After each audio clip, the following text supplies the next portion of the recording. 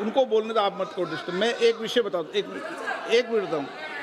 नियम 353 के अंदर फिर मैं एक बार स्पष्ट कर दूं, किसी भी सदस्य द्वारा किसी भी व्यक्ति के विरुद्ध मानहानि या अभियोगात्मक प्रकृति का कोई आरोप नहीं लगाया जाएगा जब तक कि सदस्य ने अध्यक्ष और संबंधित मंत्री को पर्याप्त अग्रिम सूचना नहीं दे दी हो। यह व्यवस्था है।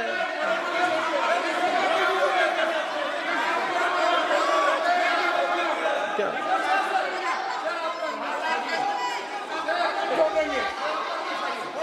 House, ma'am, the same house. Honorable Shrikant Trivedi told, still that is in the record about Indira Gandhi ji.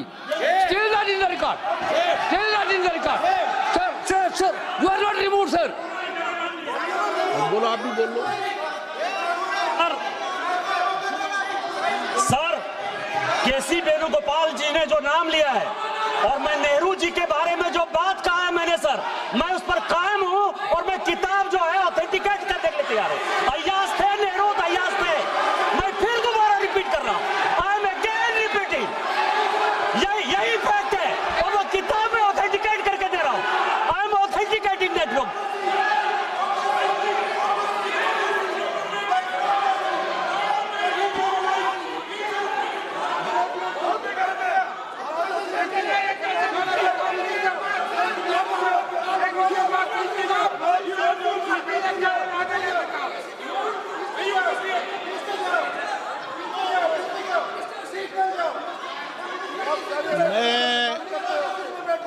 मैं जब आसन पर होता हूं, जो मैं व्यवस्था देता हूं, चाहे सत्ता पक्ष हो या प्रतिपक्ष हो, मैं समान व्यवस्था देता हूं।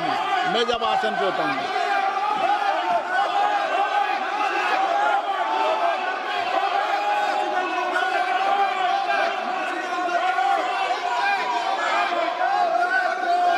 प्लीज बोलने दो, आप उनको बोलने दें, उनको बोलने दें। नो, अरे आप उनको नहीं बोलने देना चाहते?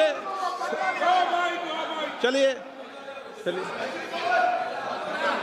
114 प्लीज प्लीज चाहिए। सर प्रियंका जी को ऑथेंटिक करना चाहिए, ऑथेंटिकेट करना चाहिए। और जो मिस इन्फॉर्मेशन कर रहे हैं, नहीं तो मिस इन्फॉर्मेशन के लिए कार्रवाई करना चाहिए। सर ये क्या कुछ भी बोल के चल सकते हैं क्या? और procedure for the minister the correcting the mistake 114 में अगर वो आपने जो रूल का जिक्र किया 353 में, मुझे कोई नोटिस नहीं दिया है, मैं इधर प्रेजेंट हूँ और मैंने ऐसे कैसे बिना ऑथेंटिकेशन बोल सकते हैं, मुझे बिना नोटिस दिए हुए। इसलिए मैं इसको खंडन करता हूं और उसको एक्सपेल करना चाहिए और उनको माफी मांगना चाहिए।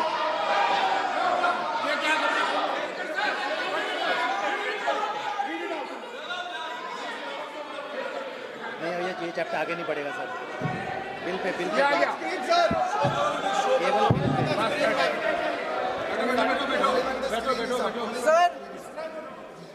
Sir, here is a newspaper माननीय article. सदस्य, Sir, अरे आप पूरा बुक ही लेके आए, आपने बुक ही लेके आ सकता है। sir, written by a respected माननीय journalist. सदस्य, I will authenticate using this, sir. आप माननीय सदस्य प्लीज इसको छोड़ दें।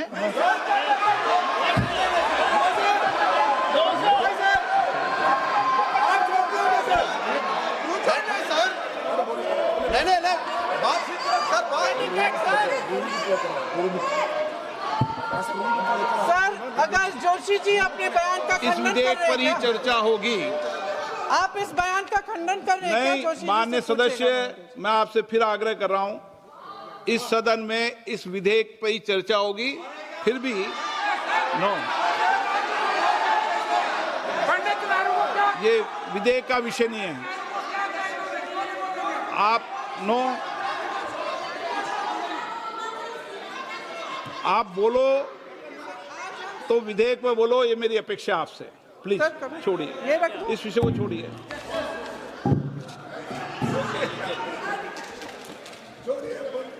आज हम सदन पटल पर एक ऐसे विधेयक में संशोधन पर डिबेट कर रहे हैं जो 2024 में पारित हो चुका था और इसमें मुख्य संशोधन यही है कि पेपर लीक के अन्य अपराधों के लिए सजा बढ़ाई जाएगी।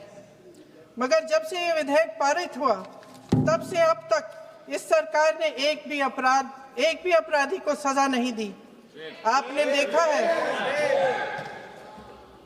देखा है कि कल और परसों से फेस रिकॉग्निशन द्वारा प्रदर्शन करने वाले बच्चों के नाम और पते सार्वजनिक किए जा रहे हैं,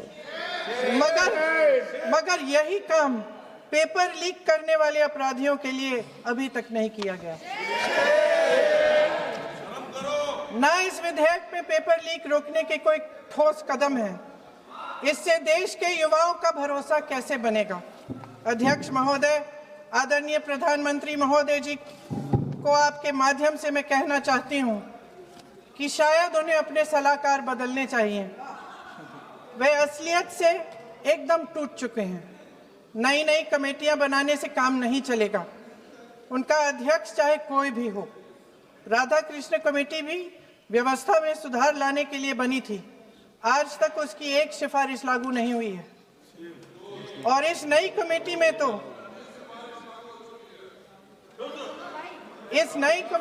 तो एक एक्स-आईबी चीफ,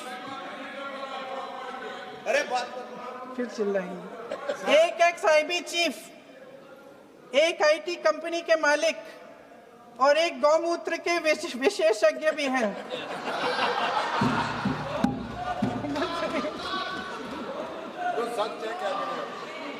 इन्हें शिक्षा के बारे में क्या पता जी? सर सच है। आप आज मेरे से नाराज हो रहे हैं।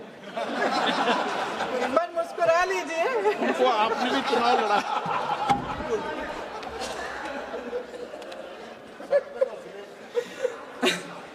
सर, फास्ट ट्रैक कोर्ट्स का रिकॉर्ड पहले से ही बहुत खराब है। वैसे भी कल की सुनवाई में सीबीआई का वकील पेश ही नहीं हुआ। संसद में विपक्ष को दोषी ठहराने से, खोखले राजनीतिक खेल खेलने से काम नहीं चलेगा। आप जेन जी का भरोसा वापस जीतना चाहते हैं तो नए नए एंगल से अपने फोन से नए नए वीडियो बनाने से नहीं होगा।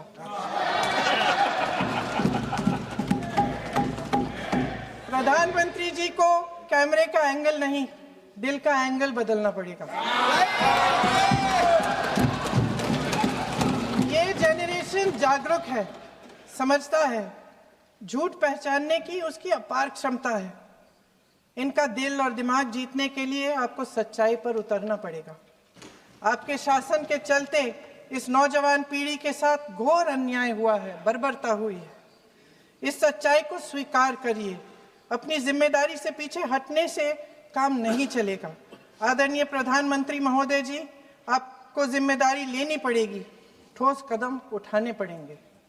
शिक्षा विशेषज्ञों को इकट्ठा कीजिए, छात्रों, अध्यापकों, सभी स्टेक होल्डर्स को साथ लेकर अन्य विचारधाराओं के थॉट लीडर्स के साथ गहरी चर्चाएं करवाकर एक नई शिक्षा प्रणाली तैयार कीजिए। मौजूदा नेशनल एजुकेशन पॉलिसी में 8 महीने तो एग्जाम चलते हैं, अध्यापकों को पढ़ाने का समय नहीं मिलता। सिर्फ आरएसएस के लोगों से भरने की बजाय सिस्टम को शिक्षित, एजुकेटेड, उन्नत और उदार दृष्टिकोण के लोगों से भी भरिए, जिनकी योग्यता सिर्फ उनकी विचारधारा न हो। रोजगार पैदा करने के सख्त कदम उठाइए, इस पर फोकस करिए। मेडिकल कॉलेजेस की संख्या बढ़ाइए, चिकित्सा शिक्षा का विस्तार कीजिए, ताकि ये बच्चे जो मेहनत कर कर के भी अपने भविष्य नहीं बना पा रहे हैं, एक उज्जवल भविष्य का सपना देख पाए। अध्यक्ष महोदय, छात्रों को सड़क से हटाया जा सकता है, लेकिन उनके सवालों को नहीं। हर लाठी जो किसी लड़की पर, किसी लड़के पर चली है, वे बच्चों की पीठ से ज्यादा सरकार की साख पर पड़ी है। देश के नौजवान न्याय मांग रहे हैं, भीख नहीं। वे यहाँ सरकार गिराने नहीं, अपना भरोसा बचाने के लिए आए थे। अध्यक्ष महोदय, आपके माध्यम से मैं सरकार को कहना चाहती हूँ, अपनी साख बचाइए, अपनी नीयत ठीक करिए, अपनी अकड़ का इलाज कीजिए, अपने वादों पर अमल कीजिए। आपके शासन में हमने बड़ी बड़ी चोरियां देखी हैं। चुनाव में वोटों की चोरी, राम मंदिर में चंदा की चोरी, आपके उद्योगपति मित्रों द्वारा देश की संपत्ति की चोरी, किसानों